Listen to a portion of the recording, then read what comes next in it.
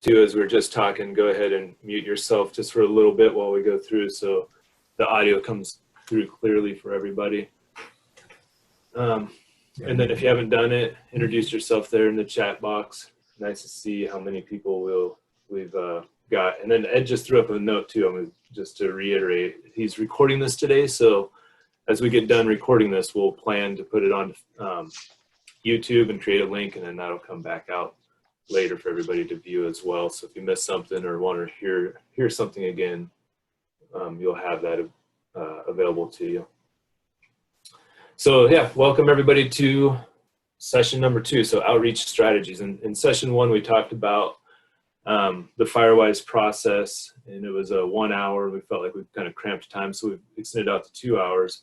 And this time we wanted to talk through outreach strategies, how we engage our community and get a little further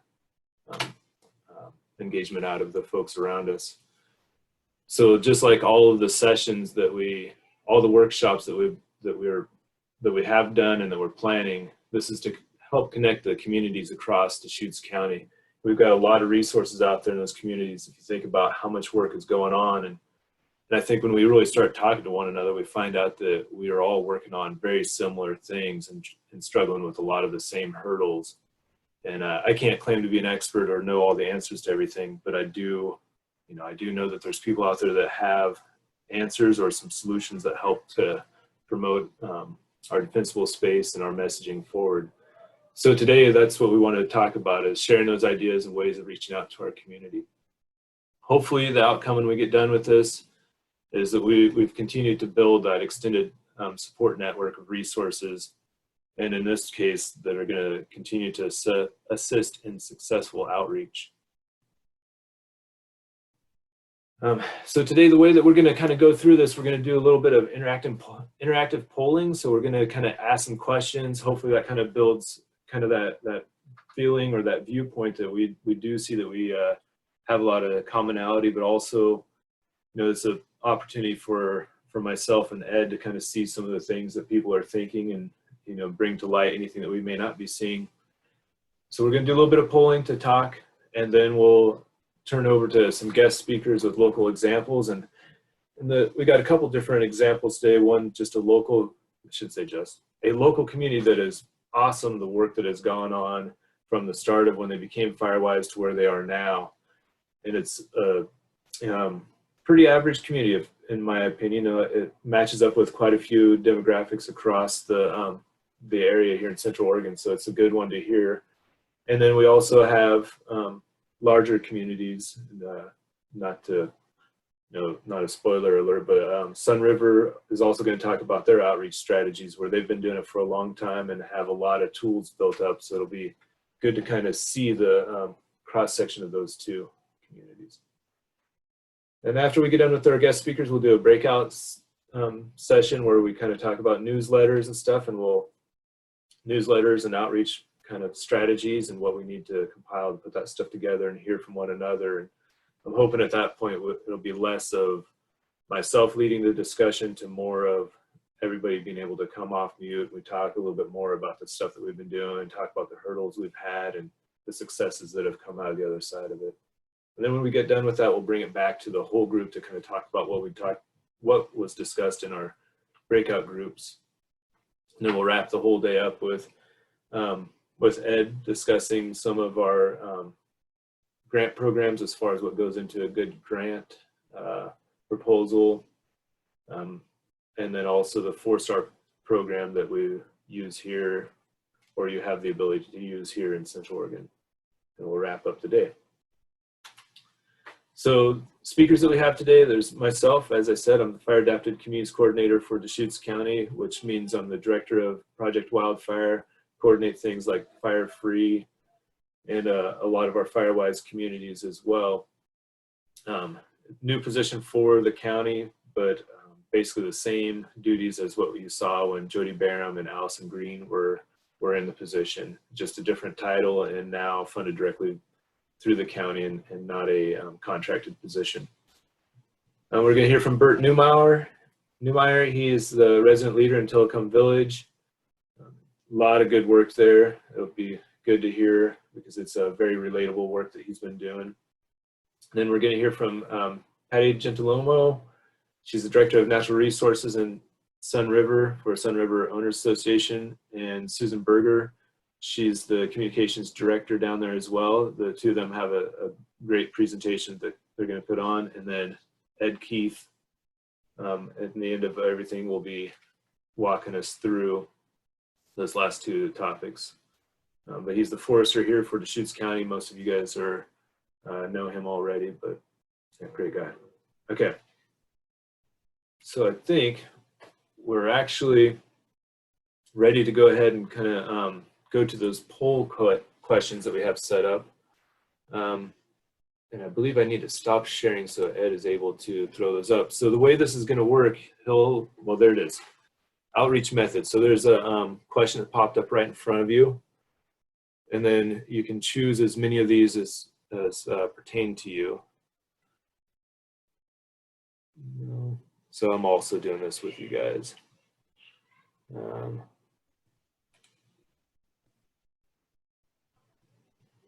So what things do you currently use for outreach and education?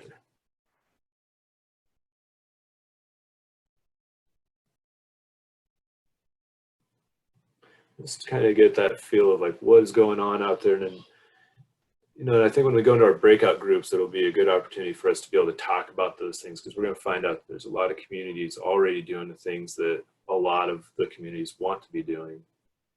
Just kind of beginning that one. Okay. Looks like several people have voted. We've got about 19 responses so far. We'll give you another There's 25 minute or so to chime in. Do those show, Boone, as we go, or no? I don't see them. You might have to share a screen to show the results. Just curious, is Nextdoor considered social media? I would call that social media. Yeah. Okay. Just talking about that this morning. In my community, I'd like to start using Nextdoor quite a bit more for other things besides fire, but definitely one of the pieces. Okay, I'm going to close this poll. Share the results. So y'all see the results there, Yeah. I believe now. And we'll share some of these in a wrap-up email as well, so you don't have to try to absorb them all, but you can just get a feel for what people are or aren't using out there. So it's like newsletters are popular, email lists are definitely popular. Yeah, I'm pretty impressed with how many people have an email list to be able to use, and the newsletter along with their, HOA meetings, of course, are always happening, but it's to see more than Okay, we're going to move on to our next question if everybody's good.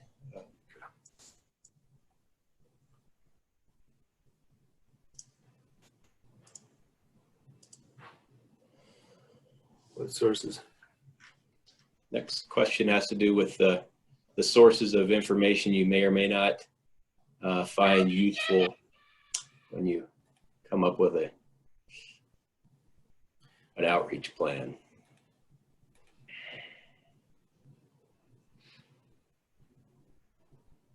Well, hopefully I don't skew the results as I'm doing this myself.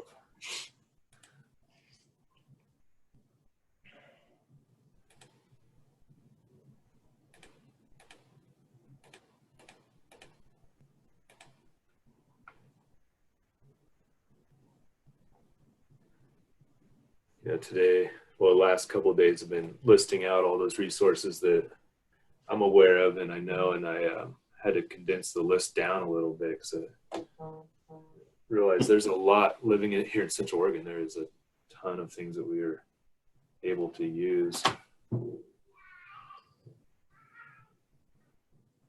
Looks like most people have had a chance to vote, so I'm going to share these results here.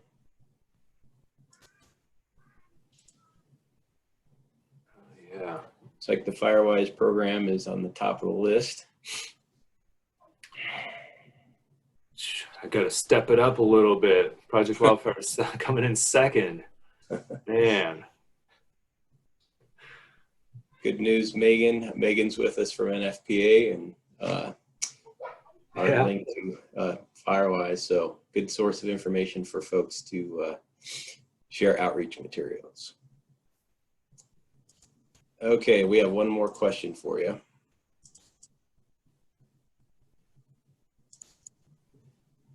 This is related to our first question. It's looking at what you might want to do but haven't done yet, might need help with.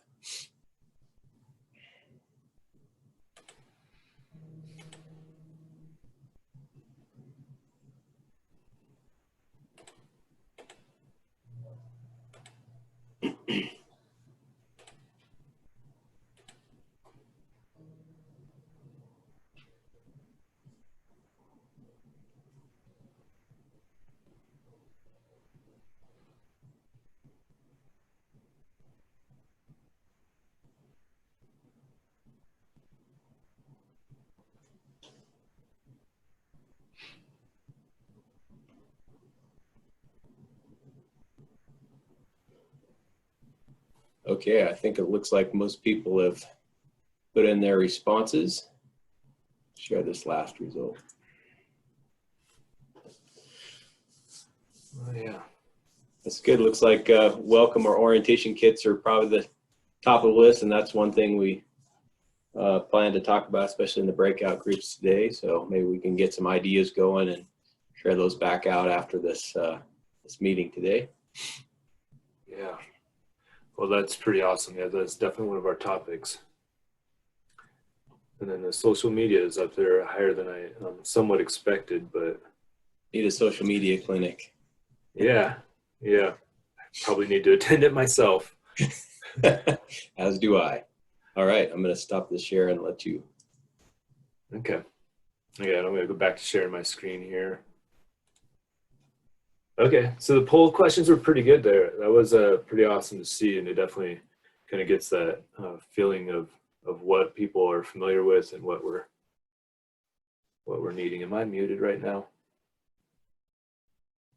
Can you hear me? Okay. Okay. So it gives us, yeah, thank you guys. It gives us a good feeling of kind of where we're headed today, and kind of also that baseline of understanding that we're not on it all alone. There's a lot of communities that already have newsletters, but there's a lot of communities that are more than likely working on welcome kits and kind of proceeding forward. And then the other one is I need to step up the game for Project Wildfire. No offense, Megan, but I've got to pass the NFPA. Okay, so the next piece of this is I think we're going to go ahead and turn over to, well, actually, I'm sorry. I've got one more slide here. So I guess, oops. There we go. Wanted to cover some of the resources that, I was talking about putting together a list, and I had quite the list, and I tried to pare it down some. There begins to be more and more, we do have quite the network, but it's whether or not we're aware of it. And the more that I work in this field, the more I find that I'm aware of these things, and some of them begin to get outside of the realm of what a community needs. But some of the basic ones that are out there that supply a lot of resources, whether you're looking for something to talk directly at defensible space, or you want to hear about local examples, like Project Wildfire, we've got examples of changing CCNRs on there, and a lot of other links to resources that are just bigger, along with our Firewise links that kind of drive you to the Firewise webpage, and then also stuff like this workshop that we're doing right now. Fire Free, of course, we've got lots of resources there, the 10 steps, so the defensible state stuff there is, again, in place. Firewise and NFPA, great resource for a few different pieces there. There's the defensible space, but there's also a lot of outreach material. So if you look at some of the stuff that I hand out or that I work with, and where I get a lot of my resources is directly from the Firewise NFPA website. And then the other one, I'm always sharing and resharing opportunities that come along, and some of those are things like the State Farm grants that are put together. And then we have things like our local fire departments. So whether you're in Sisters, Bend, Sun River, or Lapine, the local fire departments, I can pretty much guarantee you all of them are able to and willing to come out and talk to you about your defensible space around your home. Because the last thing that any of us want to do as a firefighter is be doing your defensible space in the moment, in the heat of the moment of a fire approaching to the house. So local fire departments, good subject matter experts, and good resource to do one-on-one site visits. But also, you know, I saw in there we had one of the things was HOA meetings, community meetings. Great place to bring in local fire department or other agency personnel to talk about either what's going on the adjacent lands around you, if you wanted to profile some kind of story on that, or if you wanted to have a guest speaker come in and talk about defensible space so everybody in the community hears it. Because oftentimes I think even, you know, myself, I fall prey to it. If my neighbor is telling me, I'm more reluctant to believe them versus somebody that's a government official or somebody that's got training or a background in that subject. And we definitely have experts in our community. We've put on a lot of classes. We continue to offer more and more classes, but we've put on a lot of classes, and there's people that are retired in the community that did very similar work or the same work in the past.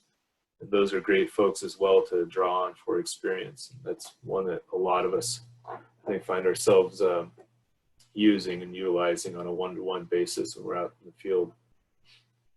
And then there's tons of other web resources that just continue down the line. And I threw a few of them on there that I think people are familiar with. But, you know, there's oftentimes that we're transitioning through the year. You know, we always talk about fire season, but there's shoulder seasons that are prescribed burning, that's putting smoke in the air, you know, and all of that kind of packaging as well. People are curious and it's creating some conversation. But things like centraloregonfire.org is a great site to find out, like, where is that smoke coming from? What are the things we can do to protect our own health from that smoke? So really good stuff. The Deschutes Collaborative Forest .org, that's a great website as well. We'll talk about a lot of the projects that are going on in the forest. If you're wanting to do something in the off season or that's unrelated directly to wildfire that's in the middle of fire season, they generally have projects that are coming up. Great resource to be able to do another story or just grab and reshare other blog posts and stuff that pertain to the forest and fire. So quite a few things, and the list can go on for quite some time. And I actually think there's probably a lot that I'm missing that other people are using. And when we do go into our breakout sessions, I think we'll have the opportunity to talk about those a little more in depth. So I think the next thing that I was hoping to do is we're going to transition over and turn this over to Bert Neumauer. Bert works in Tillicum Village, and I'll let him introduce himself more thoroughly here, but he's prepared a good presentation about the work that they've done. It wasn't too many years ago that they became Firewise, and I walked through the community with them, doing their assessment and then working with them. And from there to now, they've really come a long ways with newsletters, you know, getting grant funding, getting into the newspaper to talk about the great work that they've done. So Bert, whenever you're ready to share your screen, it should be available to you.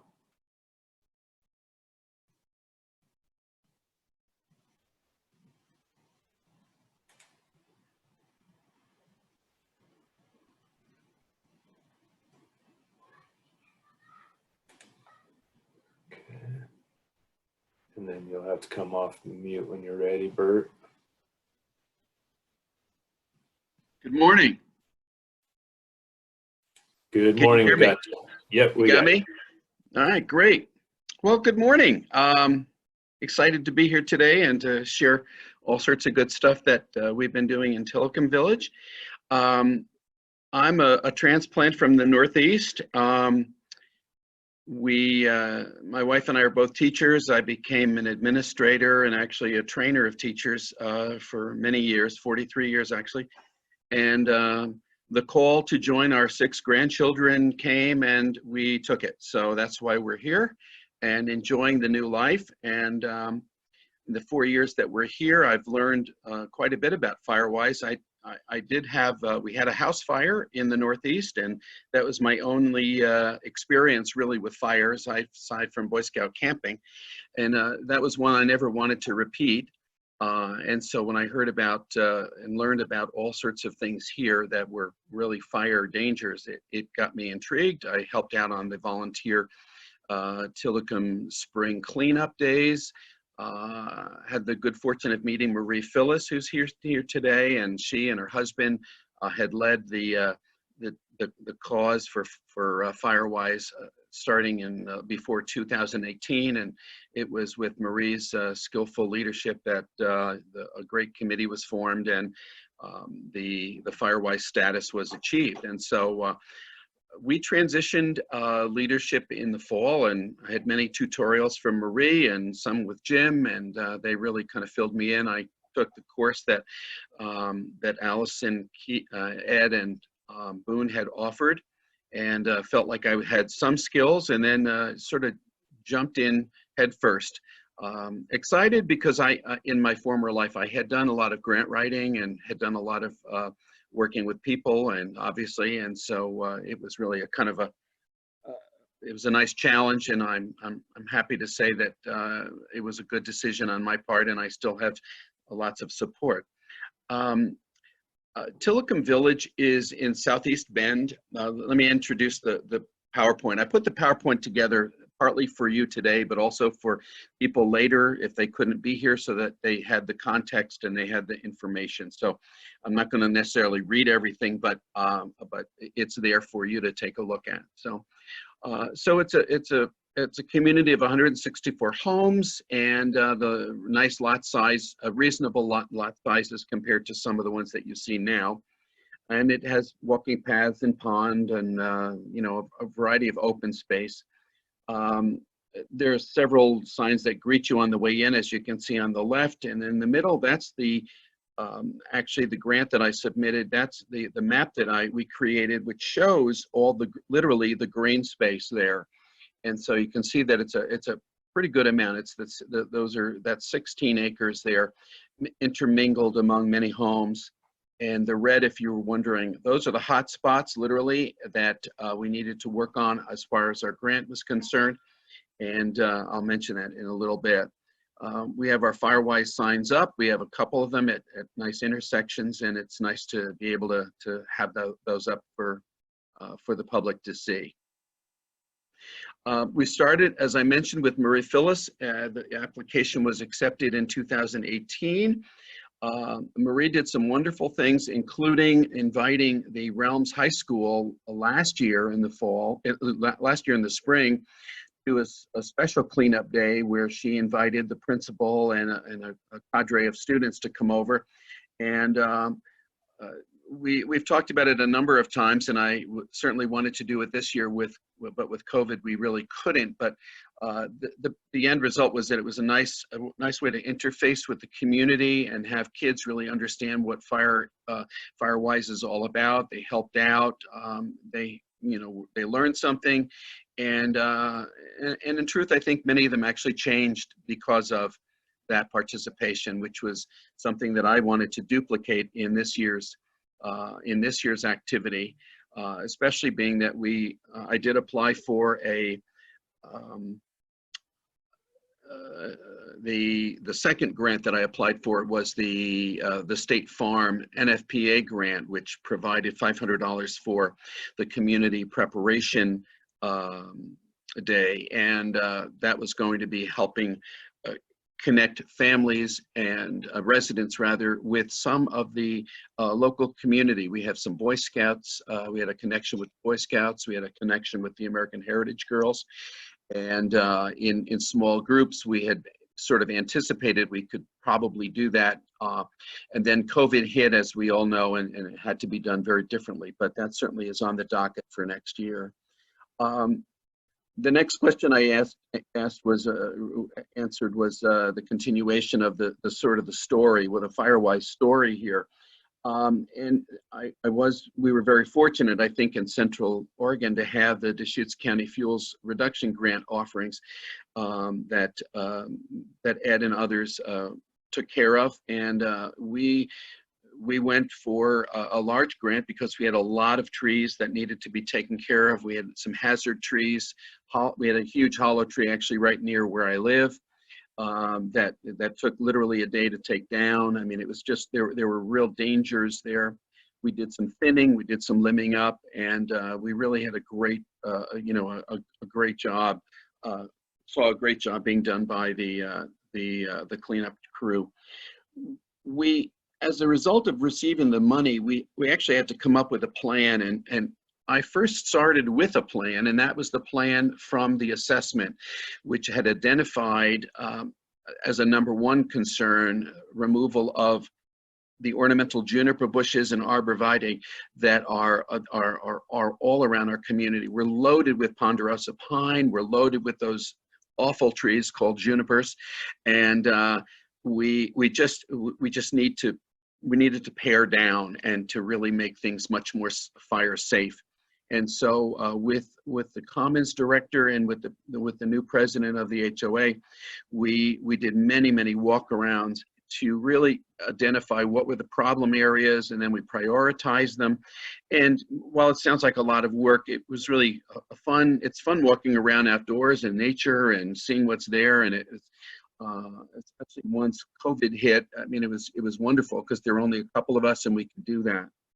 We came up with a plan that included arbor tree service, taking care of the trees. We had our landscaper starting really, I think the second week in January, because of the warm weather we had. They were able to start doing some deep cleaning. This is a new landscaper we had hired.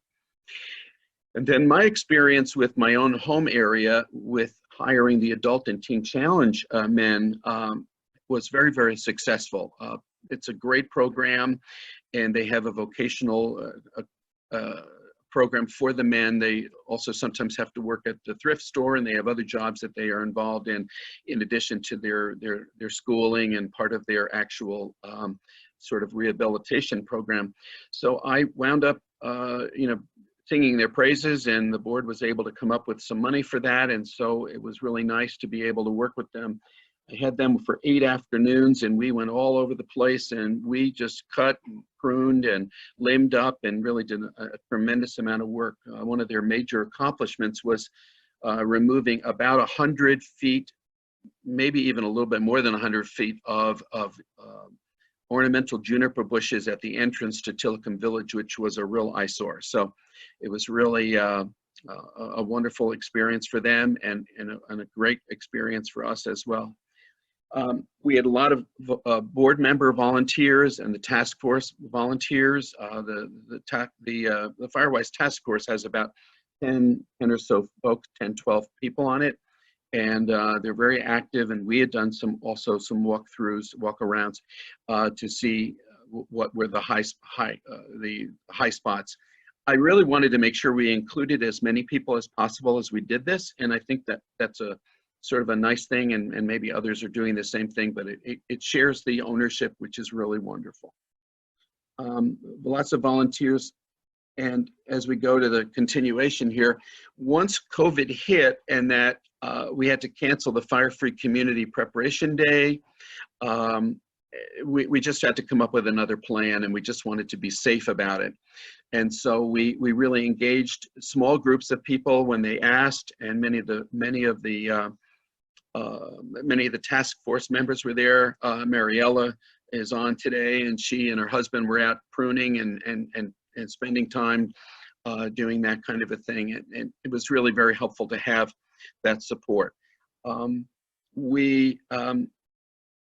And so it's a view of West Pond, which wasn't nearly as nice as it looks right now. And again, thanks to the combined efforts of a lot of people, we have some.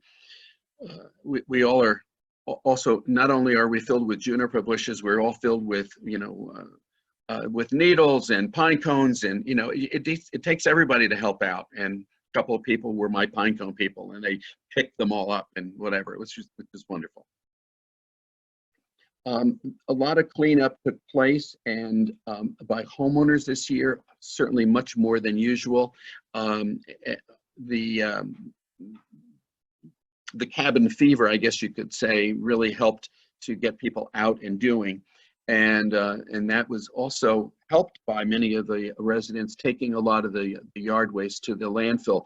I was constantly driving around the neighborhood, going here or going there, or going over to Starbucks for my daily coffee and going a different way. And I would take note of all the folks that actually paid people to clean up and try to get an assessment of their volume, as well as the ones that were leaving them on their tarps or sometimes just on the side of the road. We'd asked for the spring cleanup tarps to be, debris to be put on tarp. Those really added up. You'll see shortly, what the numbers turned out to be, which really astounded me when I put the numbers together. Lots of Oregon grape that needed to be down to the hopefully around a 3-foot level, and in some areas we kept it to 5 so that we could, without trees there, we could keep some of the quail alive. Here's a good example of somebody who actually had this home junipers, and then they were all removed. And I think partly because of the connection with a board member or connection with a task force member, people are taking it seriously. We have a lot more to do, but I think it's something that I wanted to share, that it is possible to see. I hope you can see in the picture there the before and after. Here's a sort of a collage of some of the things that took place on our cleanup. Obviously the piles, we've got some stone walkways that look much nicer now with the piles gone. Some of the board members fixed the rails on the fences. We have the Teen Challenge guys here taking care of some raking. We've got people loading up their trucks, and the picture right here, it's actually underneath my view, is when we had the first tree down, which was amazing. The lower box here, this is what it looks like now, and literally it was completely filled, this whole area, with ornamental juniper bushes. So it was really a nice change. Here's a before and here's an after, again in one of those areas that really had become overgrown. What were our goals? Well, the goals, our blueprint really for cleanup started with the Firewise community assessment that was done by Ed and Boone and Allison and others, removing the ornamental juniper bushes, as we mentioned. And then the second one was to continue to educate, which I continued all of what Marie Phyllis had done, and then tried to do more if we could. And that was to try to get a little bit more connection with some of the houses, because those individual houses and individual issues are all present. We've still got a couple of shingle roof houses, for example, to deal with, along with just a lot of overgrown houses, shrubbery around certain houses that just need to be handled. So one thing I'm looking for later is how do we really move forward with an assessment process that is kind and gentle and comes alongside the homeowners without making it become a confrontation. Actually, as part of our cleanup, we did have a confrontation with one of the homeowners, and I do think it was a lot of unfinished business on his part, because we had really done our homework. But there are folks that just don't want anything done, and they want to do it their way, and we have to show them that this is a fire problem here, and that needs to be brought to their attention to make it safe. The end result of all of our work this year with COVID, in terms of the outreach, talking about the Bend Bulletin article, was that one of the task force members casually said, well, you are going to call the news, aren't you? I said, oh, of course. But I hadn't really thought about it at first, but because, it wasn't really on the top of my mind to make such a big splash out of all of our work, but actually it was an opportunity for the task force, and many of the members came out to see what was done. And we invited the Bend Bulletin, and they came out with a photographer. And here's the front page of the Saturday, the 25th.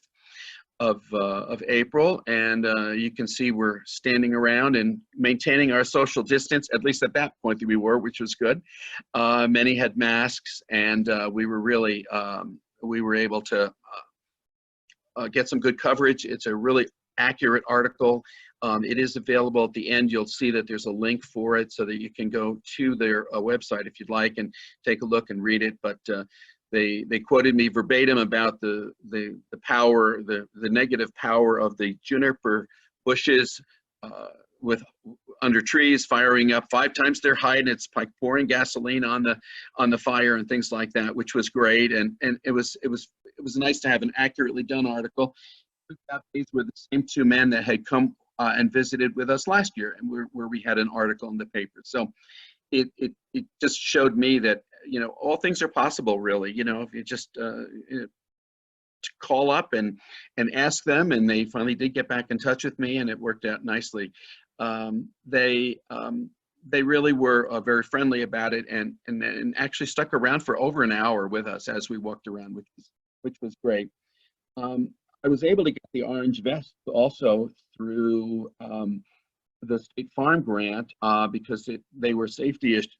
Excuse me, safety issues that I was emphasizing, and so all the task force members have vests now. And when we go out and we do our walkthroughs, or our walkarounds, or if we go out working, Dan and I are still doing some work on one of the areas and doing some pruning. It's nice to have those. It has an air of officialness, but it also kind of makes sure that people know that this is serious. This is serious when you see those vests. Our outreach includes a newsletter that goes out with the HOA newsletter, and there's a website at the end of this presentation that leads you to the Tillicum Village Firewise site. Not only are there the past issues that you're certainly welcome to take a look at, but also some of the other helpful sites and helpful information. I always wonder how many people are really using the newsletter, looking at the newsletter. Some folks don't get their mail through email, they get it mailed to them. And that dual system is that they're going to try to change that so it's more email. But bottom line is that the bills go out, and the newsletter goes out, and the minutes of the board meeting all go out at the same time. And I'm looking to to kind of make that a little bit more powerful. We've already decided to be more colorful, and the Firewise logo that you see in the center of your screen is what we now have on all of our correspondence, all of our newsletter. I just felt like we needed to get some color and some splash in there. We've tried to do a lot of pictures, and the collage of pictures that you saw were actually in the newsletter that I had put together for last month. So it also gets people invested. It was at my house, or who's that, and whose is that? Where is that around town? And it gets a little bit of interest, which I'm trying to do more of with the committee. Time invested, I must say that I've spent a lot of time, but I know the committee members have as well. I think the community days generally brought out about 40 volunteers, each contributing about 5 hours each. And those add up, which is great. And as of course those of you who are in Firewise know that the requirement of coming up with the amount of money that we have to in kind come up with is significantly helped by using the volunteer hours, and so that's always a nice thing to have. Lots of behind the scenes, I think, here, and I would like to have more meetings and meet more of the firefighters and the fire chief and things like that. But this year was really spoken for based on how much work we had to do. The benefits really turned out that I think the reduction of the debris and the kind of cleanup that we decided to make a top priority really actually helped the place look a lot nicer. We always hear, once you limit up, it's gone forever, which is great, because if they're really low to the ground, we don't want them down there forever, and so it really does make it really nice. 32 trees taken down, some cubic foot cubic yard of debris with the tips from the Arbor Service. The landscaper estimated 216. The Adult Challenge and I came up with the number that's under your screen. I think it's 164. I can't read it. The Tillicum homeowners and whatever, I had to do an estimate on that, and based on the number of cubic yards, I put them at 3.5 for each house. I mean, I know for a fact people were giving me numbers in the 20s that they took to the landfill. So when you balance out all that has been taken to the landfill, has been removed in the common areas, and that is now currently being removed, it's a wonderful total that we have, which is very surprising. It's a little bit more than, it's quite a bit more than the last 2 years, but I think that really is because of the fact that homeowners really went to town. I can't tell you how many people I've spoken with as I've gone by, and I see them working, and I jump out of the car and I'm a cheerleader for them. This is great. I can't believe you're doing this. This is so good. And it really, there's a lot more that they did because they had the time on hand.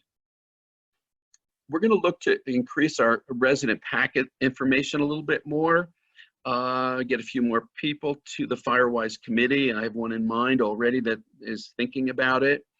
The shingle roofs I mentioned under number 10 there, and other hazards that are around the building, those are tough.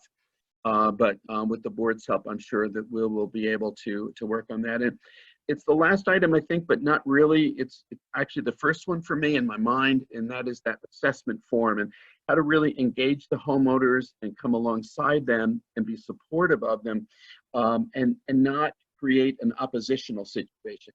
So that's really one of our next steps. And for future needs, we are still, we had our priority list this year, and we want to move to the other priorities that were lower down the list. We've got this enormous pine. It must be 200 years old, that is now at a, 60-degree angle or something like that, and it's in a spot that's not hazardous to homes, but we need to get that down along with others. And so we're hoping that Mr. Ed there will get some more money for us from the state and be able to help us all out.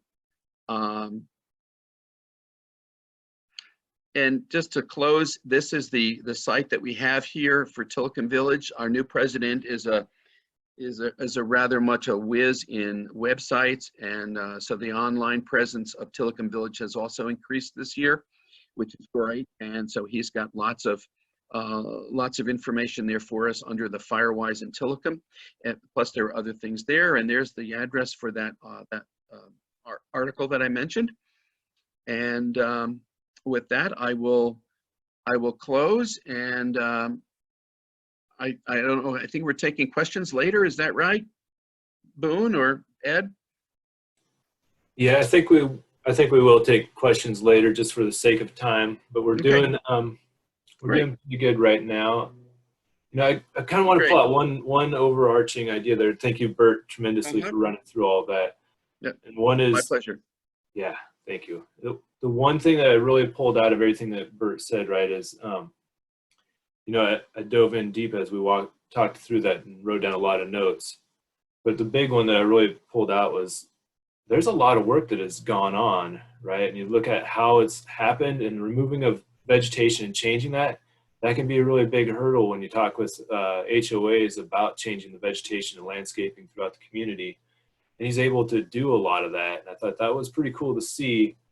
And I felt like the backbone to that was the outreach, all the work that he's done, utilizing all those pieces that come together as far as kind of supporting the messaging and supporting that he's done it. Like you see, he had one confrontation, but he'd done his homework already, was able to discuss it and talk through everything. Right. Thank you. Yeah. Thanks again, Bert. Shoot. So I think, I had planned like a 5-minute break right now just to use the bathroom. And if folks are good with it, I think we'd do it, Ed. Do the 5 minutes real quick and then kick back off like at 10:50. So cup of coffee, bathroom break, 10:50, we'll get rolling again. Sounds good. And yeah, in the meantime, Patty and Susan, feel free to set up your screen sharing, I'm assuming you're going to share a screen if if you need to, you can. We will. You have that ability. Okay. Okay. Let's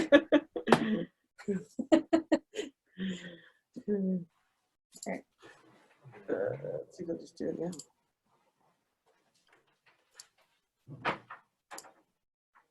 There we go. We'll be Is that ready. there? I guess so, yeah. Okay, are we on, still on mute? No, I think we're we're up there. there. It is. Okay. We'll mute for now.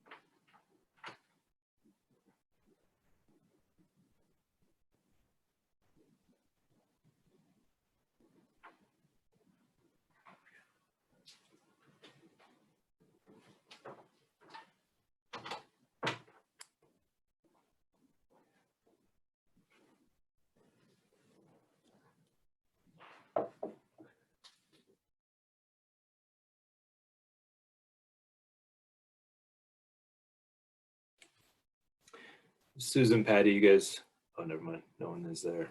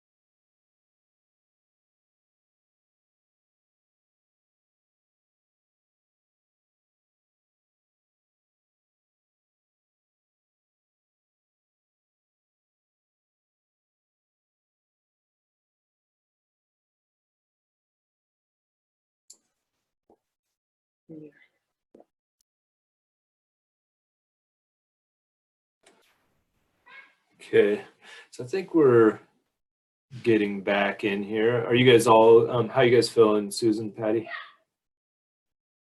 Good? On mute. Yeah, now we're unmuted. Yeah, we're great. Okay. If you guys are ready, then I think we'll, let me take a look. It looks like we're getting most people back in. Hopefully everybody can hear us with our masks. We're not 6 feet, so we can't, we have to follow protocols. Yeah, I'm telling you, just a giant stick between you two. We may not see anything, but we'll We're know. here. She's not 6 feet. I know, right? That's why we're on the edge of the screen there from each other. Okay, so whenever you guys are ready, I'll let you guys introduce yourselves, just so I don't, what are the kids, so I don't butcher it. I don't know if everybody can hear the Heard kids. screaming. Yeah, they're like playing in the hallway right outside the door. Okay. It's all right. Okay, I'm Patty Gentilomo, and I'm the Director of Natural Resources here at the Sun River Owners Association.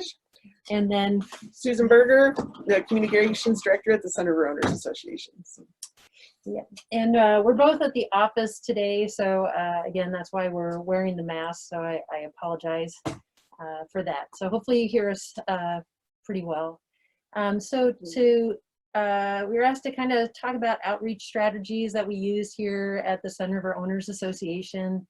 And what I'll do is briefly start with what Sun River is and kind of just an overview.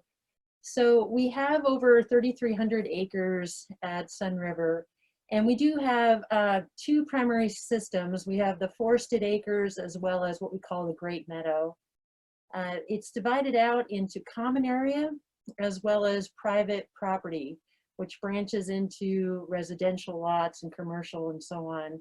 So we do have about 4,200 private properties, and those individual residences range in anywhere in size from 1/10 of an acre to over an acre for these individual lots. We only have about 800 to 1,000 permanent residents. Most are based out of the West, but we do have owners that live in the Northeast, they live abroad, so it's a wide range of non-permanent residents. We also, our ecosystem, getting back to the forest, is predominantly ponderosa pine and lodgepole pine. We have very little juniper compared to other neighborhoods in the Central Oregon area. We do swell up to over 10,000 visitors a day in the summertime, so we have a large transient population. We are governed by the Sun River Owners Association Board, and we have associated rules and CC&Rs with that. And then just again, a brief overview we have single family homes, we have condominiums, we have recreational facilities, including the Shark Pool Complex, tennis courts, the resort, which has its own pool complex, golf courses, and then definitely commercial entities, be it the village and grocery stores to even other nonprofits like the Sun River Nature Center and Observatory and churches and so on. So it's a broad range of ownership in regard to being here in the community. So Sun River, we're celebrating 40 years as a Tree City USA this year, COVID style, so it's a little different. We've also been a Firewise community since 2012. And I have those in there because as we talk about outreach and people's perspectives, some really, it's a broad spectrum, which I'm sure other communities experience, where it's about, we're Tree City USA, we should not be cutting trees, to we're Firewise USA, we should be cutting all the trees. So depending on a person's perspective, so it's hard to kind of go back and to really explain both programs and how you can be both at the same time, because it's actually, they're complementary of each other. And we depend highly upon our partners in not only in Central Oregon, be it Project Wildfire or the Cohesive Strategy, the Oregon Living with Fire. We rely on those internal partnerships as well in regard to those that finger into Project Wildfire, be it federal, state, county, local agencies, to really our fire districts, to communities outside of Sun River, be it Lake Tahoe, to we've contacted Firewise USA separately. So the collaboration is so important to us, and that's how we really are able to do our outreach in that regard and get those ideas. So another example, kind of just showing what we do here at Sun River. We've been doing close to going into our 25th year of ladder fuels reduction on commons.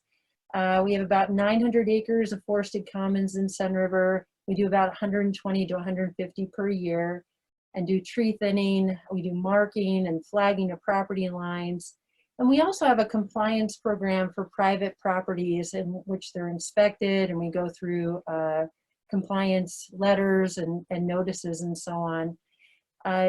The SRA roadside pickup is part of our Firewise criteria. So we actually pick up, Public Works goes around once a month from April through October to pick up any debris that's put on the roadside edge via branches or bitter brush. And that's how we reduce fuels in Sun River on those private properties and really support the ownership. This is an example of one of our locations really this year that we're doing our fuels reduction. We're up in our north boundary. We divide our areas for bidding processes, really. So for this year, we're going to have 4 separate contractors working on about 140 acres. And we do, we focus a lot with the U.S. Forest Service. So our north boundary, be it on the southeast corner, is up along the railroad, Burlington Northern. Yeah, right around there. Okay, that's where Burlington Northern is. And then as we go to the north boundary with the Forest Service, so we do work with them and we try to complement what they're doing on federal land, and hopefully we're complementing what they're doing as well. So we do a lot of brush removal, bitter brush. We try to open up our ingress egress routes for evacuation and so on. So hopefully this work will get started soon and we'll go throughout the summer. So getting to communication, so kind of that, again, that overview, we try to find the angle that works and then keep going at it. We just keep repeating it. And depending on the audience, again, it's very broad here. You know, I can easily talk about the fuels reduction we're going to do on commons, but there are lots of people who call and say, I don't want you to cut any trees. This is why I moved here, was to be in the forest, to people who want us to cut, again, all the trees. And they don't understand the benefits of a forest. So everyone, it seems, has their, there's a hook. So it could be from, some people really are concerned about wildlife. Some are concerned about the aesthetics. Others are concerned about just really the bottom line and the financial impact. We have others who we just want to do the right thing and protect our community from wildfire. So you'll see in our outreach material that we try to really do different targets in that regard, so that we can hopefully hopefully take care of all those concerns and have that educational process. So I'm going to turn it over to Susan at this point. So again, she's our communications director, and she and her staff develop amazing outreach materials that we use as a department, and it's a constantly changing process. So I'll turn it over to Susan. I gotta poke my nose out here so I can breathe. Okay. So I'm a behind the scenes girl. I don't generally do public speaking, but you know, I'll stumble along here. So I can communicate behind the scenes. I'm not a good, like, let's have a meeting. So anyway, we have all kinds of, we use basically every tool in the toolbox there is out there. We have, you know, we have our own publication, which is what you see in front of you. This is the Sun River Scene. It comes out monthly. It is direct mailed to every one of our owners in the US, no matter where they're at. So this stuff comes right to their mailbox. Hopefully they're reading it. We hear that they read it. Other times we hear they don't read it, or they don't read what they don't think is important to them at the time. So we try to message all this stuff fairly regularly about ladder fuels. We had our annual Arbor Day stuff here. Here we are doing curbside tree pickup, you know. A lot of this stuff is regurgitated year to year. We always have a pickup program. We explain what ladder fuels are so people understand what we're asking of them and how to comply and participate. We do use, collaboration. Why reinvent the wheel? If somebody's out there pushing press releases, we're putting those in the scene. So we're sharing information.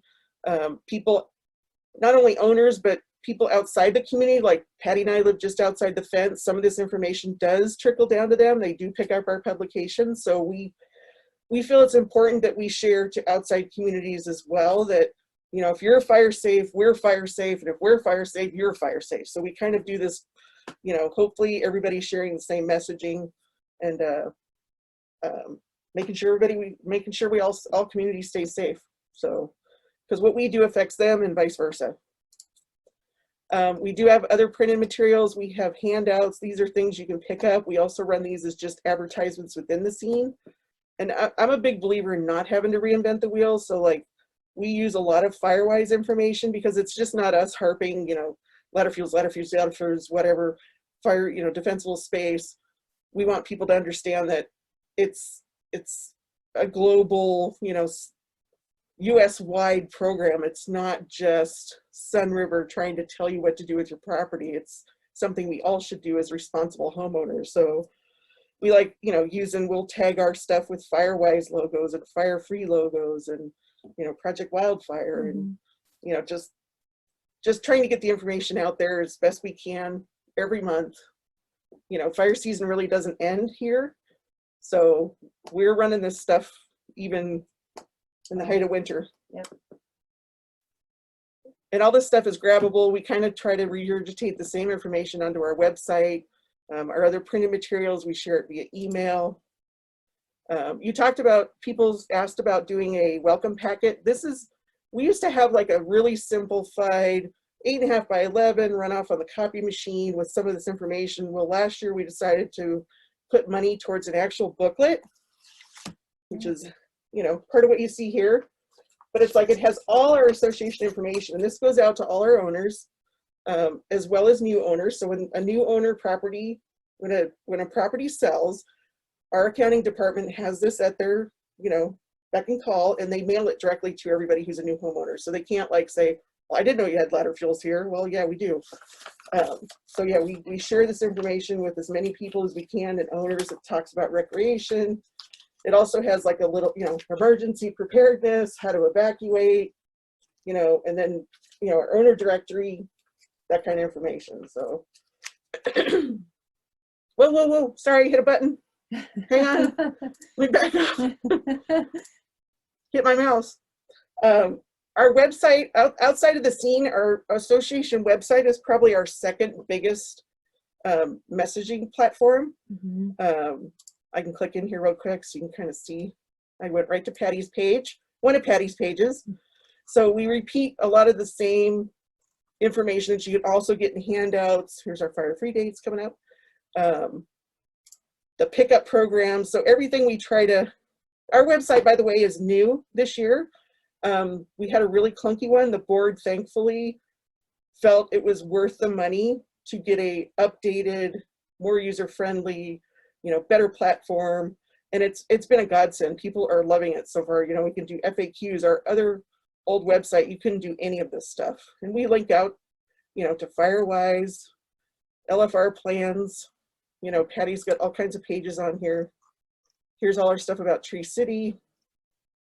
Here's news talking again about free yard debris recycling days coming up. And you can change it. Yeah, it's easy Easily. to change and update and keep updated. And here you can even get Patty's tree removal vegetation permit request right here. You fill it out online, comes right to Patty. They can come out and look at a tree, look at vegetation on your property, whatever it is. Where am I going? I don't know. I don't know what that was. So yeah, here's about how you can collect firewood. So yeah, we have this website has been a godsend, especially in the wake of the coronavirus, because we've been able to do a lot more messaging. Right. Hey, We're getting used to there we go. a couple years ago, we also, because fire is one of the biggest threats we have in Sun River, we collaborated with the fire and police to come up with a emergency plan, because we have sirens in Sun River similar to what you see on the coast for tsunamis. But we're Mhm. like, well, what does that mean to anybody? What, the siren goes off, then what? Does it mean there's a tsunami coming? What, so we decided to come up with this campaign that should you, knock on wood, we never have to use it. Should you hear the sirens, these are the steps you need to take. And then we create, I don't know Oh, what is going on with my thingy Something here. happened there. That's all Hang right. on, I'll get there. Maybe We'll get really good at this at the end. I don't know why that did that. It's like I have a loose wire or something. So we created a website. So you hear it, check it, and this is what we're telling you to do. So you can go to the website. There's all kinds of information on here about even emergency preparedness, what to do if you hear the sirens, how to evacuate, our evacuation maps. There's information in here about, how to keep your defensible space. There's all non-emergency activity. Oh, yesterday we tested our siren. Here's some stuff about, COVID even we put on here. And then we have all resources that go out to, everybody, Project, yeah, Firewise. how to link in with all these people. Mm-hmm. Because we get calls all the time, even like summer smoke health. That's one of the biggest ones. If it's smoky, they're calling our phone and we're like, no, there's a website. Go check out the website, please. Don't call us. But yeah, just all kinds of, even info to FEMA. And I think it's so these information resources, again, we utilized other communities to figure out how they were doing emergency information, essentially dissemination. And so developing this, and then this really, for some of our ownership, this is what they really pay attention to and want to reduce the fuels on their property because of emergency issues. So we're trying to really do all aspects of outreach, even utilizing the emergency page, the emergency evacuation page. Yeah. And then, like I said, other tools in the toolbox, we use everything. We have an e-notification system that's tied in with our new website. Another godsend in the wake of the coronavirus, thank God. It'll be a godsend if we ever have a full emergency in Center River because it works so much better than our previous system did. It is an opt-in. We currently have I think we're sitting at about 2,800 owners that have actually opted in to receive our email notifications. So we can pitch them out messages about anything. Yeah. We've a lot of corona stuff right now, but we also have social media. We have a Facebook page. We have a Twitter, but it's more, we don't use that one for our main messaging. Social media for us is mostly almost more of an outreaching than inward facing messaging. For like, our owners do follow social media, but not a lot. But we still share the same messages to those people on social media that we would to our owners. So we also have a TV channel, what's called Channel 3 here. Black Butte Ranch also has one, same program through Ben Broadband. Unfortunately, it only reaches Ben Broadband customers. We can also post emergency messaging there. We can also post about fire-free dates. We can post about if there's an emergency. So it's got some of those capabilities to it. And it's a clunky system. The last time I talked to Black Butte, they're like, yeah, we don't use it much anymore either. We only keep it for an emergency. So, but it's still there and it still works. So it's another outreach thing that we have for us here. So let me make sure I hit the right button here. Sorry, where'd that go? I'm not sure. I think I got a loose wire or something. That is weird. It's like I don't even touch it; it just jumps. And then, like, this is some of Patty's. Sorry. Sorry. I don't know why that's. Keep going. Mailings are another. We do lots of mailings. Patty does lots of mailings. I can let you talk more about your mailings. They Sure. coincide with ladder fuels and. Yeah, sure. So this is an example of some of the mailings we do on the letters. I mean, those are examples of some of our compliance mailings to private properties. But as we talk about like our roadside ladder fuels pickup program, again, we utilize Firewise to keep Sun River Firewise. You'll see that at the bottom because we want to have it so it's part of people's regular vocabulary, that they understand what Firewise means. And we also do notifications. On the upper corner is an example of a postcard of when we're doing fuels work on commons.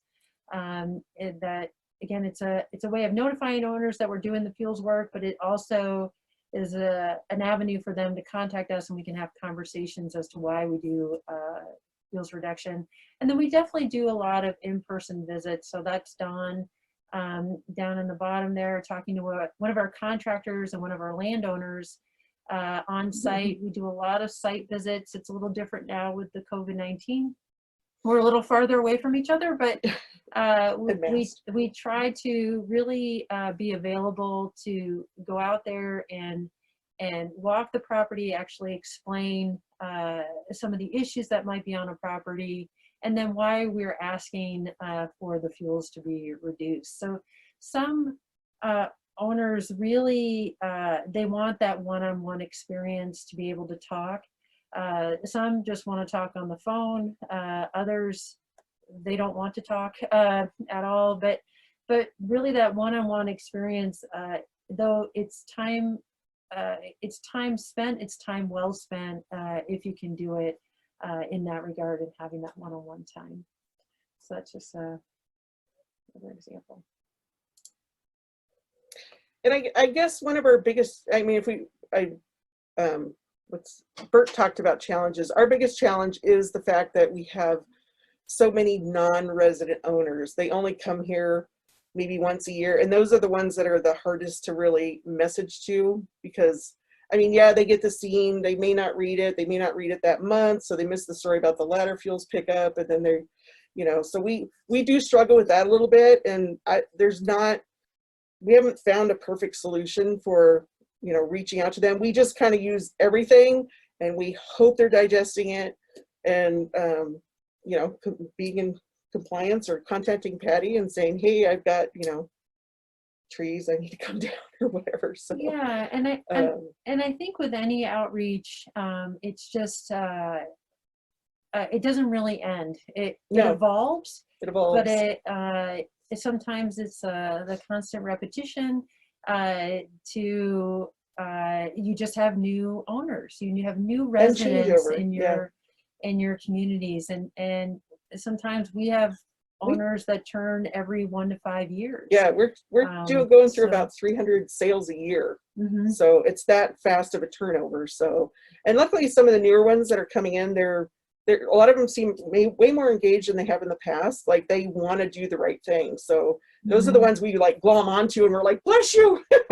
So, yay, somebody who understands it, you know. And then what's great is that then they talk to their neighbor. Mm-hmm. So it's kind of that spark plug where if they're not going to necessarily listen to a staff member, the neighbors, maybe they'll listen to their neighbor who explains it or talks, or maybe you know, again, that's when we get into the partnerships, because of as long as they're getting the message from somewhere, be it from, you know, it could be from Ed, they listen to Ed, they won't, we're saying the same message, but, or even our fire chief, and our fire chief, they're not going to necessarily, they want to talk to others, and other, it's a variety, and it just doesn't end, and to be nimble as much as you can, and we're always learning, and the other is we're an open book, so anything that we have for outreach material is totally available to anyone to use or to change any community, because we definitely utilize information from other communities, so we're all part of that process. So anything that you see is definitely available, and you can just contact us, and we're always available to talk or to help if there's anything you need. Yep. For sure. And that's great. Thanks. I know we kind of rolled through that fast. Well, hopefully, like you were just concluding with, hopefully people saw something that they might, you know, get an idea from. I think that was the intent, is to try to, you know, put a couple communities out. I know that a lot of people that are on here can could share a whole host of things as well, but we just wanted to try to get some creative juices flowing and a place for people to look for ideas. And I think that was great. I'll stop sharing now so you can have Okay. So what we have next is we're going to spend a few minutes, and since we do have 24 folks on, we are going to break into a smaller group. I do have those groups ready to go. I just wanted to provide a quick introduction to those. But Boone, do you have anything before that? No, well, I guess just a real quick one. We're going to break into two groups. One group will be discussing building a welcome kit, and then if there's time, you can talk about planning a neighborhood work day, or if you wanted to swap topics.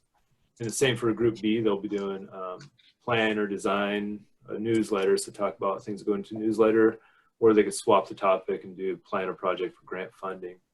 So those are kind of the topics that we're gonna do in a group discussion, and we definitely encourage coming off of mute and being able to openly discuss that and talk about it. You know, like I said earlier, we're not really the experts on that, and it's more of an opportunity to share and talk. So this was the point on the last one where we lost a few folks. I think they, there's definitely no pressure to share or come off of mute if you don't want to or don't feel comfortable, but you don't need to do anything to go into the breakouts. I'm going to move you automatically. You'll just be in a slightly smaller group. And then we'll come back after about 15 minutes or so and just kind of get a summary of what was discussed. So I'm going to go ahead and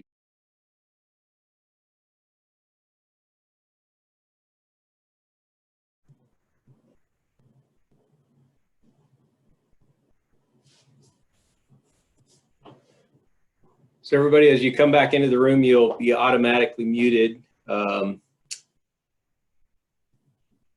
Just so you're aware of that. We're still getting a few folks back, it looks like. I think we got everybody. Ken, in response to your, just as we're getting everybody back in the room here, in response to your question of welcome or orientation kits, we do have like a starter Firewise kit that might give you some ideas, and you can contact Boone for those. Boone, you ready? Yeah. Okay. Yeah, I think so. So yeah, thank you. That's a good prompt. That was kind of some of the things we talked about in there. We talked about getting that stuff out, especially to some of the newer communities that aren't familiar with the stuff that we do have to share.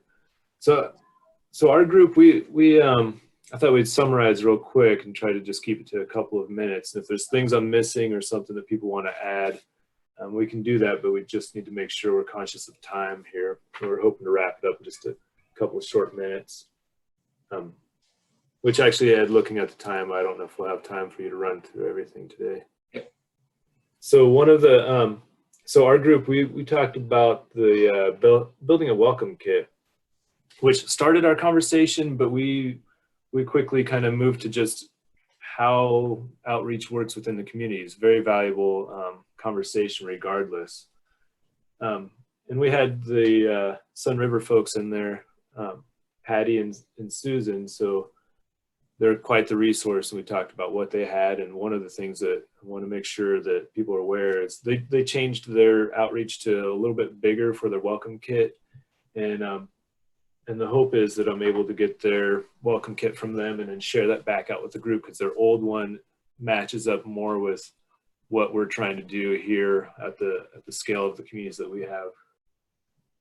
But our conversation moved quite the range of topics. We talked about volunteers, and Marie talked down the road of how they reached out to get their volunteers and then worked through a liability waiver of using volunteers in their community, which is something I've heard from a lot of communities out there. So if you're interested in that, I'm sure that I can talk with Marie and maybe get that document from her as well to share that out. And then the overarching kind of theme that we end up talking about was, or part of it was that our communities, whether it's the size of Sun River all the way down to our small one, is they can be quite diverse at times, and then having that full gamut of or looking and knowing what the tools are to reach different demographics is quite important. right? And then we also talked about changes in leadership in our communities and identifying people that, you know, the term was lifetime experience, so drawing on lifetime experiences. And the way that I know that term is deference to expertise, right? Is the fire side of things, often we say we defer to expertise when we're not too sure how to do it.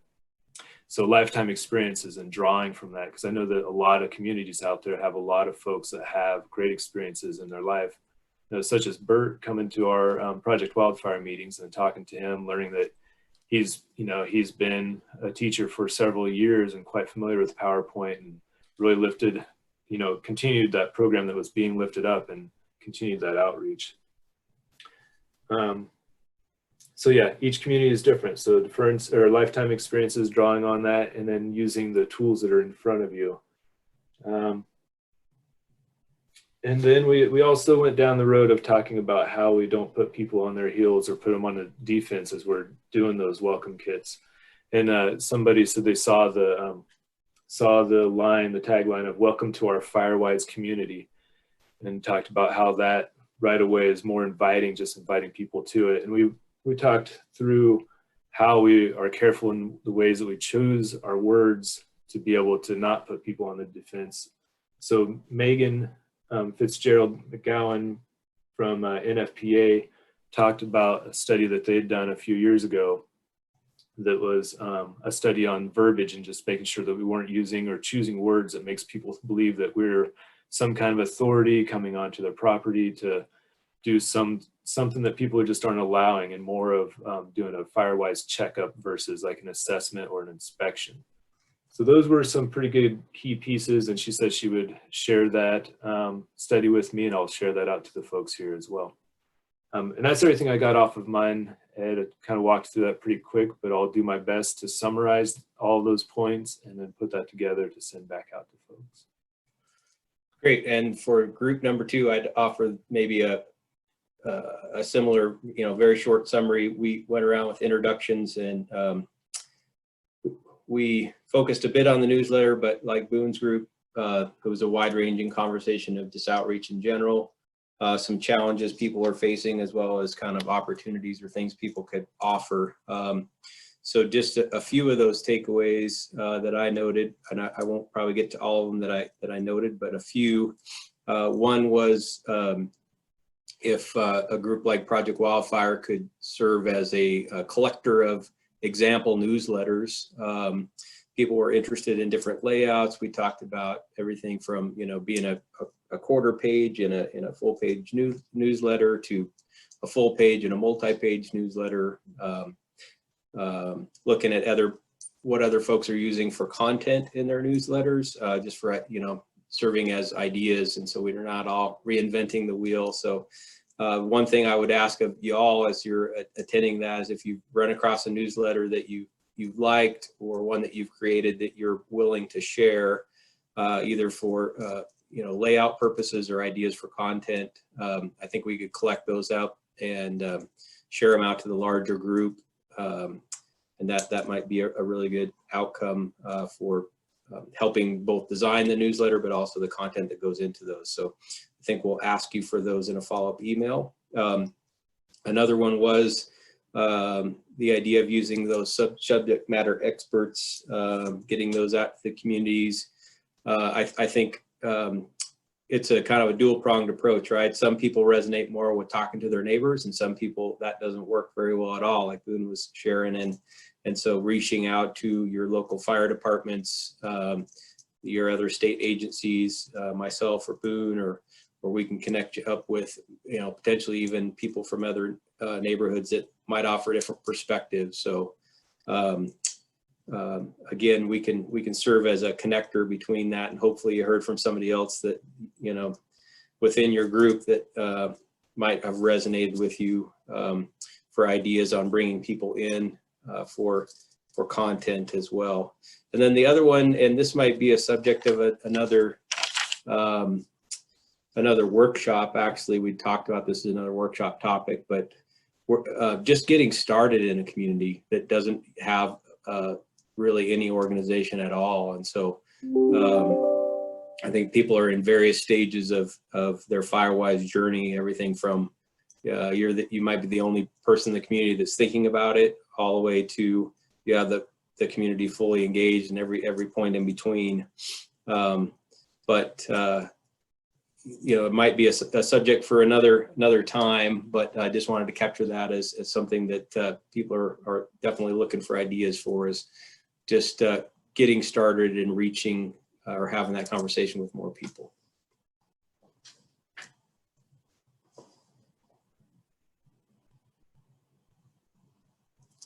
We lose Boone? Oh, no, there he is. Okay. You're on mute still. There we go. There we go. I started to talk and then realized I was on mute. So I think I'm sharing my screen, am I? Yeah, okay. So a lot of good info on this session. I really like this one. It was pretty engaging here. Let me see if I can go to the last one here.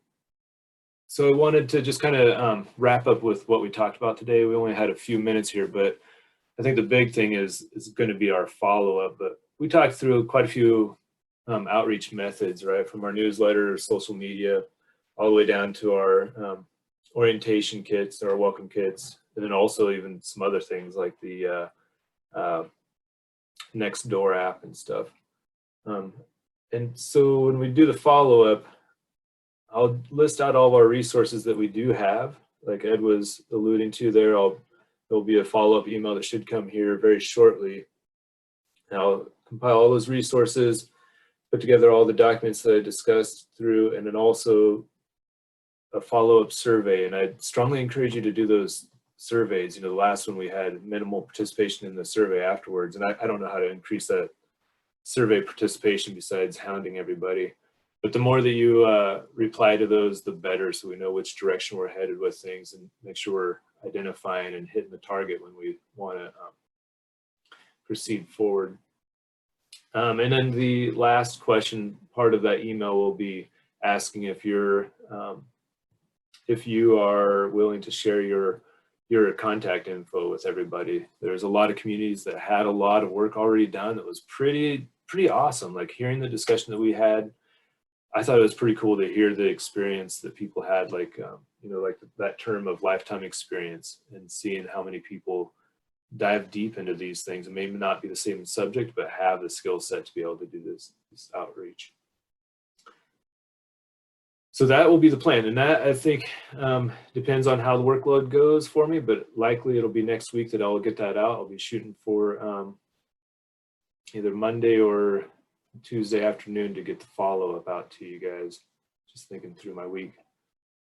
Otherwise, I think this is pretty much where I'm at. Ed, I think we're pretty good with everything. I'd love to solicit for more questions, but I think a couple of us have time constraints that happen at noon right now as well. I want to say thank you.